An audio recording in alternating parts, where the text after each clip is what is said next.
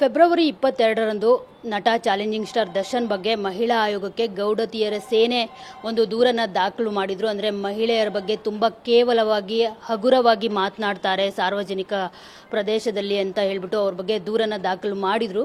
So ಈ ಬಗ್ಗೆ ಈಗ ಮಹಿಳಾ ಆಯೋಗದಿಂದ ದರ್ಶನ್ ಅವರಿಗೆ ನೋಟಿಸನ್ನು ಜಾರಿ ಮಾಡಲಾಗಿದೆ. ಸೊ ನಮ್ಮ ಜೊತೆ ಮಹಿಳಾ ಆಯೋಗದ ಅಧ್ಯಕ್ಷೆ ನಾಗಲಕ್ಷ್ಮಿ ಅವರಿದ್ದಾರೆ.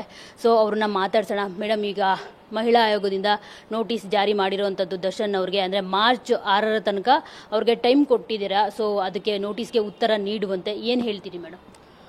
ನಾನು ನಿನ್ನೆ ಸಾಯಂಕಾಲ 7 ಗಂಟೆಗೆ ಚಾರ್ಜ್ ತೊಗೊಂಡಿದ್ದೀನಿ. ಈಗ ಅದ್ರ ಬಗ್ಗೆ ಎಲ್ಲ ವಿಚಾರಿಸ್ಕೊಂಡೆ.